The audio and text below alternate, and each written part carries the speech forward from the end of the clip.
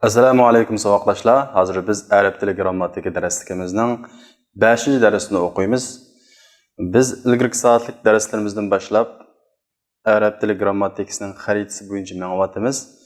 Biz arab tili grammatikasini so'z va jumla deb ikkiga bo'lgan va so'zni ism, fe'l, harf deb uchga bo'lgan. Uningdan keyin ismni biz mabni, mu'rab deb ikkiga bo'lib, mabni ismlar bilan tunishyotgan. Shundaqla biz mabni ismlarning ichidan domairlarni, asmaul isharatlarni, asmaul mavsulni, asmaul af'allarni, asmaul aswatni, asmaul murakkabani va kinoyatlarni o'rganib bo'ldik. Endi bizning bugun o'qimoqchi bo'lganimiz mabni bo'lgan ba'zi zarflar. Unda bo'lsa biz darsimizni boshlaymiz. Bismillahirrohmanirrohim. Endi bizning bugun o'qimoqchi bo'lganimiz zarflar ichidagi mabnilari. Chunki biz hozir arab tilidagi mabni ismlarni so'zlayotgan bo'lg'achqa, zarflarningki mabni qismini so'zlaymiz. Endi biz zarf degan nima deganda, zarf deganimiz bu Uyg'ur tilimizdagi o'rin yoki vaqtni bildiradigan ravishni arab tilida zarf deb ataymiz. Az-zarfu ismun yadullu ala zamanin aw makanin. Zarf vaqt yoki o'rinni bildiradigan ism deydi. Zarf vaqt yoki o'rinni bildiradigan ism. Va huwa mu'rab. U mu'rab. Ma'ada fi'atil atiya. Tuvandagi bir qanchasidan boshqa. Demak, bu zarflar mu'rab, ammo biz hozir so'zlamoqchi bo'lgan bir qismi mabni. Biz hozir arab tilidagi mabni ismlarni so'zlayotgan bo'lg'achqa, zarflarning ichidagi mabnilarni so'zlaymiz. Demak, arab tilidagi vaqt yoki o'rinni bildirgan har qanday qismdan bo'ladi, zarf bo'ladi. Mana biz mushu e'tibori bo'yicha mabni zarflarni mundaq 3 turga bo'lib tushuntiramiz. 3 turga bo'lib tushuntiramiz. Az-zarful mabniyani 3 turga bo'lib so'zlaymiz. Bu qaysi deganda o'rinni bildiradigan zarflar. Zuruful makaniyatul mabniya, o'rinni bildiradigan mabni zarflar. Zurufuz zamaniyatul mabniya, vaqtni bildiradigan mabni zarflar va zurufun mushtarika liz-zaman va lil-makan. Ya'ni vaqt va o'ringa o'rtaq bo'lgan zarflar. Vaqtga ishlatiladigan, o'ringa ishlatiladigan mundaq zarflar bor. Demak, biz mabni zarflarni o'ringa bildiradigan mabni zarflar, vaqtni bildiradigan mabni zarflar va vaqt bilan o'rinning o'rtasida o'rtaq qo'llaniladigan mabni zarflar deb 3 turga bo'lib so'zlaymiz. Endi biz dastlabida o'rinni bildiradigan mabni zarflar bilan tanishib chiqsak, az-zuruful makaniyatul mabniya, mabni bo'lgan o'rinning zarflari birinchisi haythu. Haythu o'rinni bildiradi. Va shartuha an tudafu ila al-jumal. Buning sharti jumlaga muzaf bo'lish. Chuqum bu haythuning bo'ladi, jumlaga muzaf bo'ladi. Mayli jumla ismiya bo'lsin, mayli jumla fi'liya bo'lsin. Masalan, waqtuluhum haythu taqiftumuhum. U kofirlarni ko'rgan yerda, ya'ni ko'rgan yerda qanday qilinglar o'ltiringlar degan bu oyatdagi ko'rgan yerda degandagi yerda degan ma'no haythudan chiqadi. Demak, bu yerda haythu yerda ko'rgan o'rinda o'ltiringlar degan ma'noni ifodalab beradi. Shuning uchun biz buni o'rinni bildiradigan zarflar deymiz. Bayatligimizdek bu haythuningki sharti, ya'ni buning haysuning zarf bo'lishiningki sharti cho'qim jumlaga muzaf bo'lgan bo'lishi kerak. Bu yerda haythu mudaf bo'ladi, keyin kelgan jumlani bir butun jumlani mudofun ilayh deymiz. Mayli bu jumla fe'liyaga muzaf bo'lsin, haythu taqiftumuhum deganga o'xshash. Mayli jumla ismiyaga muzaf bo'lsin. Masalan, ijlis haythu Xolidun jalasa. Xolid o'ltirgan o'rinda o'ltu degan bu jumlada bu jumla ismiyaga qanday bo'ldi? Muzaf bo'ldi. Ammo haysudan keyin jumla bo'lmay, bir mufrad so'z kelib qolsa desa, masalan, ijlis haythu Xolidun desam, bu yerda cho'qim buning xabari qanday qilgan tashlangan deb taqdir qilamiz. Ya'ni ijlis haythu Xolid degan jumlada haythu Xolidun jalasa degan bir xabarini biz ba deb qaraymiz. Chunki bu haythuning sharti cho'qim jumlaga muzaf bo'lish. Endi ikkinchisi huna. Huna deganning tarjimasi bu yerda degan gap. Demak, bu bir urunni bildirib berdi. Masalan, atutrakuna fima hahuna aminin. Bu yerda xotirjam tashlab qo'yilamiz deb o'ylamsizlar degan bu oyat karimadagi hahuna degani bu yerda degan ma'nosi. Demak, bu bir urunni bildirib berdi. Shuning uchun buni bo'ldi, zarb bo'ldi. Shundaqla mabni zarb. Mayl haythu olsun, mayl huna olsun va yoki hozir so'zlamoqchi bo'lganlarimiz bo'lsin, o'z holatiga mabni. Ya'ni oxirisi qanday to'xtagan bo'lsa, sukun to'xtagan bo'lsa, sukunga mabni, pash to'xtagan bo'lsa, pashga mabni. Ya'ni o'zgarmaydi shu xil holatdan. Masalan, haythu desak, buning oxirisi pash. Bu mush pashga mabni. Üçüncüsü themme. Themme. Bu mu urunni bildiradi. Bunu mesela ve iza ra'ayta themme ra'ayta na'ima ve mulkan kabira degan bu oyatdagi ve iza ra'ayta agar sen qarsang u yerda bir ne'matlarni ko'rsan degan bu oyatdagi u yerda degandiki themme buni u yerda degan bir urunni bildiradi. Dördüncüsü ayna. Bu istifham bo'lib keladi ko'pincha hollarda. Masalan, yaqulul insanu yawma idin aynal mafar. Qayerda degan gap shunday-ku. Deydi inson yawma idin shu kunida, ya'ni qiyomat kunida qochadigan o'rin qayerda? Demak, qayerda degan bir o'rinni bildirib berdi. Bu mabni zarflarning qatoridan. Uningdan keyin duna. Duna degan osti, tuni degan gap. Ya'ni fawqninki qarama-qarshisi. Bu mabni. Masalan, vadunal jahr minal qawl desak, so'zdan jahr degan gap yuqori degan gap. Duna degan tuvan degan gap. Ya'ni yuqorining tuni degan gap, so'zningki past degan gap. So'zdan past degan gap. Demak, tuvan past degan ma'nosi bor dunaninki. Oxirgi mabni zarflar biz bugun so'zlamoqchi bo'lgan mabni zarflarning ichidan endi qablu deymiz, amama deymiz, xalf deymiz. Yani bu taraf ismlari var arab tilida. Asti, üsti, yoki bo'lmaydi, ilgari, keyin deganga o'xshash. Oldi, keyni deganga o'xshash. Bular amam, xalf, fawq, taht, uni boshqa qablu, ba'du deganga o'xshash. Endi bular mabni bo'ladigan yeri bor, mu'rab bo'ladigan yeri bor. Bu qablu bilan ba'duninki yoki amam bilan xalfininki undaq 3 xil holati bor. 3 xil holatninki 2 xil holatida mu'rab bo'ladi, 1 xil holatida mabni bo'ladi. Bizning hozir so'zlamoqchi bo'lganimiz ana shu mabni bo'lgan 1 xil holati. Endi buningki mabni bo'lgan 1 xil holati qaysi deganda ma quti'a anil idafati labzan. Ya'ni bu qablu, ba'du, amam, xalfi deganlar izofatin labzi jihatda uzilgan bo'lsa. Ya'ni labzi jihatda bu yezilishda izofatdan, ya'ni muzofun ilayhdan uzilgan bo'lsa, ammo ma'ni jihati bor. Ma'ni jihati bor, ammo labzi ko'rinishda uzilgan bo'lsa, bu vaqt mabni bo'ladi. Mana bu bir xil holati. Agarda izofatdan labzi va ma'nan jihat uzilgan bo'lsa, bu vaqtda mu'rab bo'ladi. Yoki izof qilinmasa, bu vaqtdan bo'ladi mu'rab bo'ladi. Bu vaqtda bir uqumsizlikni bildirish uchun kelgan bo'ldi. Masalan, jitu qablan, jitu ba'dan deymiz. Qablan deb tanini o'qiymiz. Bu vaqtda zarfga asosan zvar o'qiymiz. Chunki bu vaqtda bu faqat izof qilinmoqliq. Masalan, ja'al qawmu va Khalidun xalfu. Ya'ni qavm keldi va Khalid keldi dedik. Ana bir xalfu desak, mayli amamu deylik ma'qul. Qavmdan ilgari keldi yoki keyin keldi desak bo'ladi. Ja'al qawmu va Khalidun xalfu desak, bu yerda xalfu peshki mabni bo'ladi. Mayli qablu olsun peshki mabni bo'ladi. Ya'ni taraf ismlari nima bo'ladi? Peshki mabni bo'ladi. Nima uchun?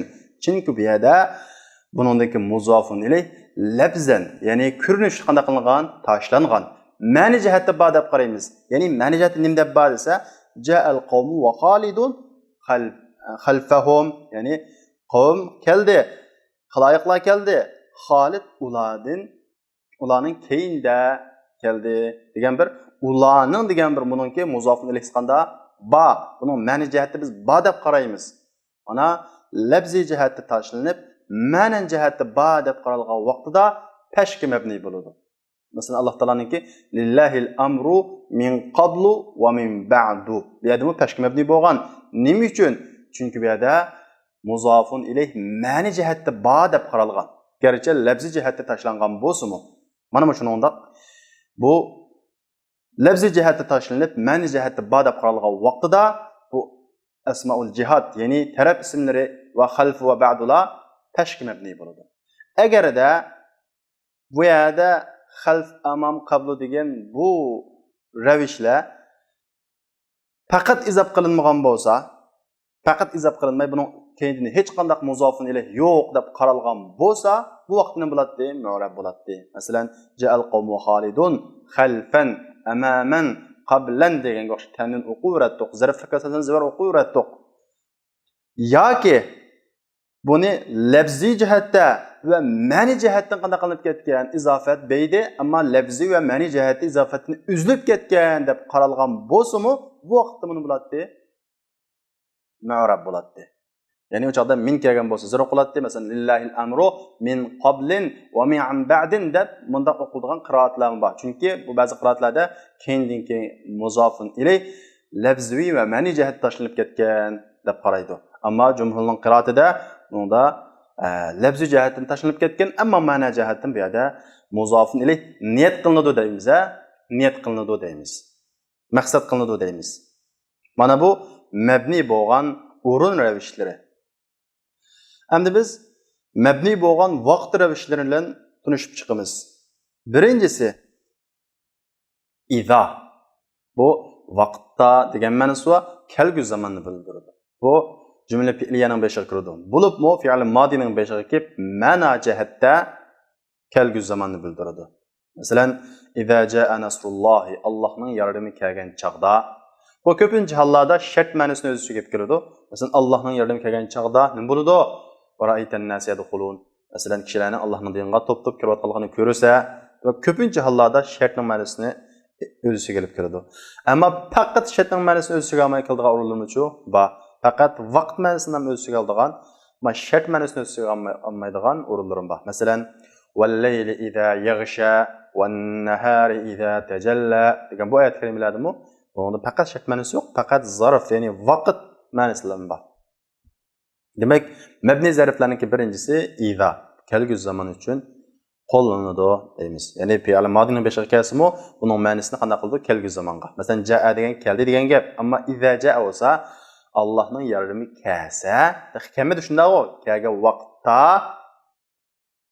vaqtda degan bir vaqt ma'nosi chiqadi, kelgusi zamonni bildiradi. Ikkinchisi iz. Iz bu o'tgan zaman uchun. O'tgan zaman uchun. Ko'pincha Alloh o'tgan zaman uchun. Masalan, falawla izja'ahum ba'suna. Ularga bizning azobimiz kelgan vaqtda ular bizga qanday qilmadi, yerinmidi degan bu oyat karimida falawla agar ularga bizning azobimiz kelgan vaqtda degandagi bu o'tgan zamonni bildiradi. Ba'suna bizning azobimiz ularga kelgan chaqda o'tgan zamonni bayon qilmoqchi Alloh taolo bu oyat karimida. Ama bazı vaqtlarda bu kelgusi zaman uchun qo'llanadi. Masalan, fasawfa ya'lamuna idil aghlalu fi a'naqihim degan bu oyat karimidagi idil degandagi bu iz zarf kelgusi zamonni bildiradi. Chunki fasawfa ya'lamuna idil aghlalu Fatihani ular biladi deb kelgusi zaman ma'nosi bor. Ayyana bu savol so'rash uchun ishlatiladi. Ya'ni qachon degan ma'noda bu kelgusi zaman uchun ishlatiladi. Bu asosliq bunda büyük, cho'ng savollarni so'rash uchun ishlatiladi. Masalan, yas'alunaka 'anis sa'ati ayyana mursaha degan bu misolda oyat karimida ular sizdan qiyomat to'g'risida uning vaqti qachon deb so'raydi deydi. Ayyana qachon degan ma'noda. Demak, bu bir vaqtni bildirib bergan zarf bo'ldi deymiz. Ammo kelgusi zaman. Qat bu o'tgan zamonni nafiy qilish uchun, ya'ni o'tgan zaman nafiy bo'lgan jumla kiradi. Bunun beşte kelgan jumla nafiy bo'lishi kerak. O'tgan zaman ya'ni bo'lishsizlik uchun ishlatiladi. Masalan, ma kazabtu qat, men qat'iy yolg'on so'zlab baqmadim. Ma akaltu qat, men qanday baqmadim, tamoq yeb baqmadim. Shunga o'xshagan. Ammo buni kelgusi zamonga ishlasak xato bo'ladi. Masalan, La akdibu qad degil bo'lmaydi. Kelgu zamonga fe'l mudoriqqa ishlatilmaydi. Onundan keyin avadu. Bu qatninki dal aksi. Ya'ni u o'tgan zamonni bulusizga kelgan jumla keladi, o'tgan zaman bulusiz jumla keladi.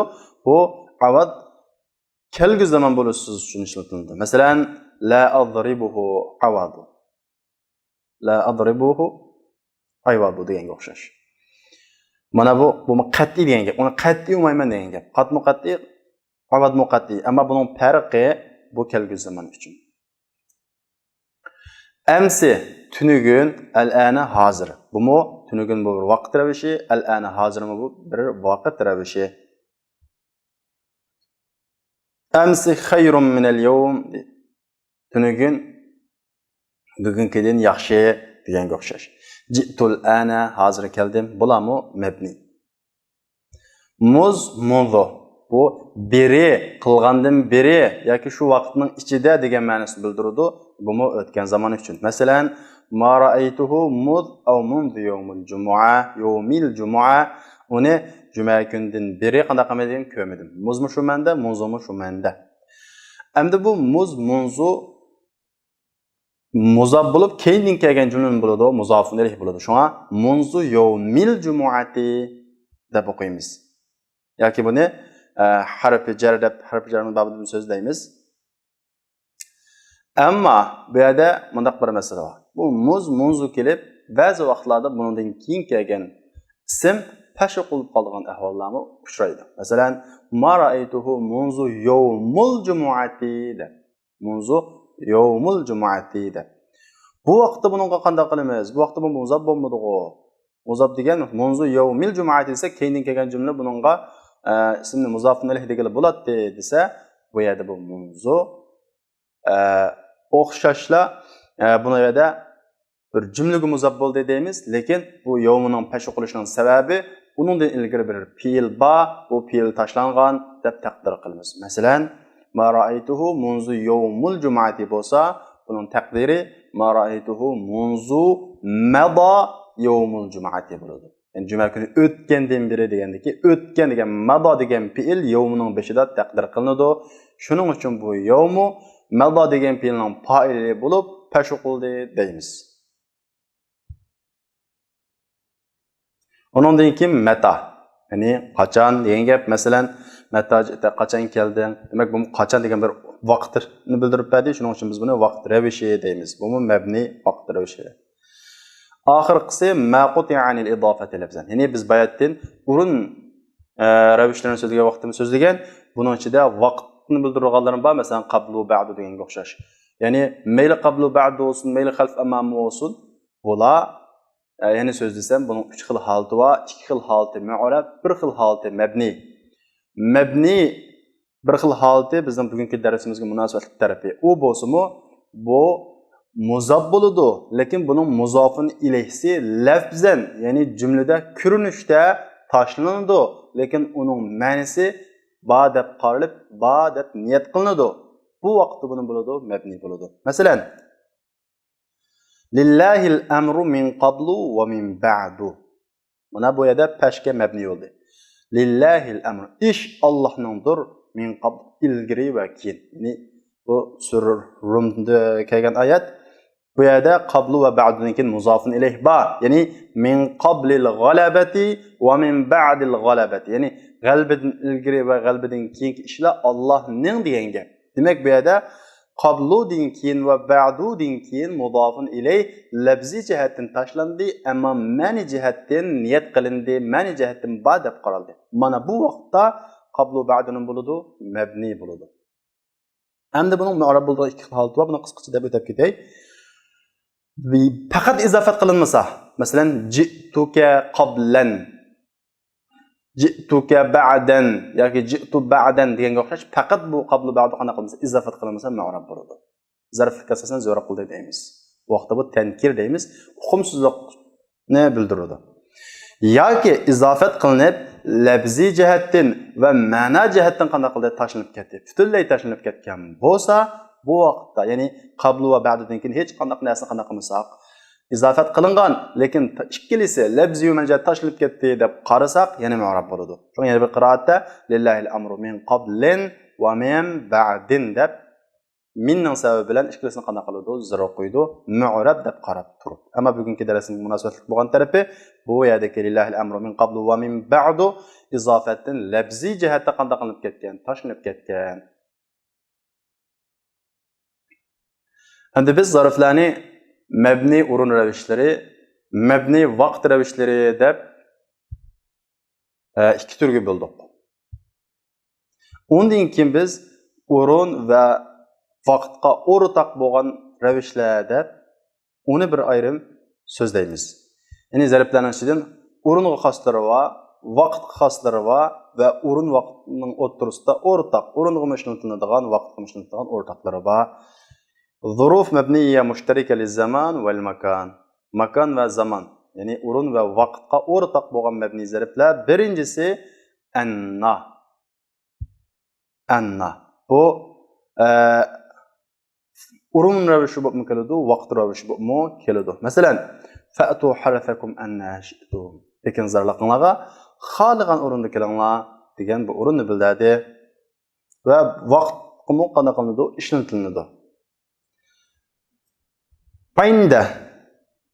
Aynda bumu vaqt va o'ringa ishlatiladi. Bu qashida, yenida degan gap, ammo bu qashida bo'lsin yoki qashida bo'lmasin, ammo shu odamga tava bo'lgan narsalar uchun ishlatiladi. Masalan, sizda pul bormi deb so'radi.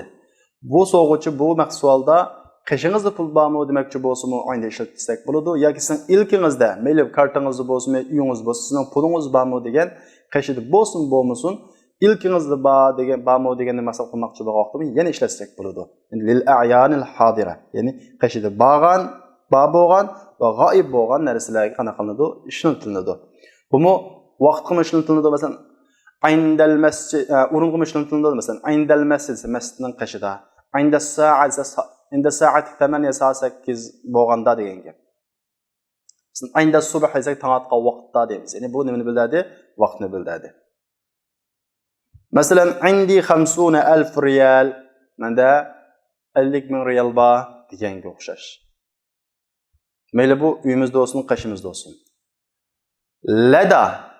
Lada. Bu qashida degan gap, ammo aynidan bo'lgan farqi bu faqat qashida, yenida bo'lgan narsalar uchun ishlatiladi. Masalan, men hozir sizning qashingizda pul bormi deb uyingiznikini so'moqchi emas, kartingiznikini so'moqchi emas, yanchuqingizda, yeningizda pul so'moqchi bo'lgan vaqtimda ladan ishlataman. Ammo sizning ilkingizdagi kartingizda bo'lsin, uyingizda bo'lsin, ilkingizdagi pulni so'moqchi bo'lsam yoki ilkingizdagi narsani so'moqchi bo'lsam ladan ishlatmayman. Bu chaqda aynan ishlataman. Lada lil-a'yanil hadirati faqat deydi. Ya'ni faqat hozir bo'lgan narsalar uchun ishlatiladi. Masalan, ladayya 10 dananir.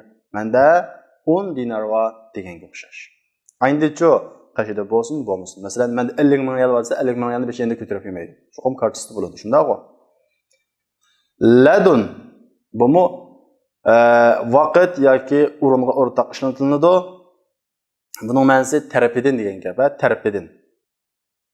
Masalan, milladun hakimin xabir, hikmat bilan ish qiluvchi va hamma ishni xabardor bo'luvchi Alloh taolo tarafidin degan bu oyat keladi. Bu tarafidin deganni bildiradi. Bu ham vaqt va o'ringa o'rtaq ishlatiladi.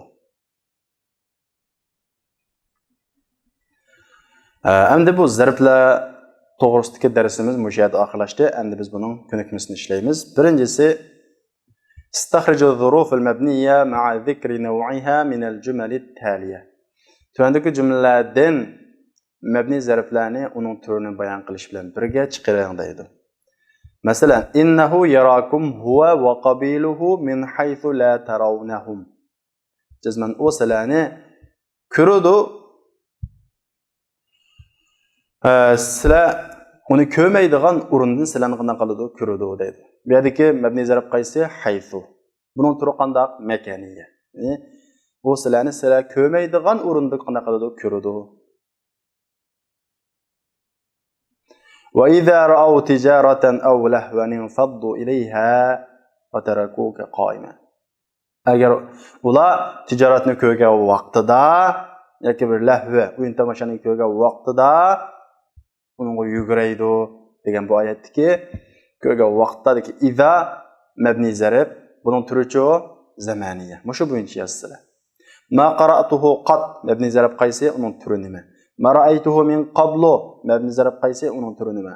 Mata tadhhabu mabni zarb qaysi turichi? Hal ladayka qalamu rasasin sta qarindosh qalam bormi? Ma'dagi zarb qaysi mabni zarb turichi? Unda bo'lsa vaqtdoshlar bugungi darsimiz mushu yerda oxirlashdi. Kelarki soatlik darsimizni ko'rishaylik. Assalomu alaykum.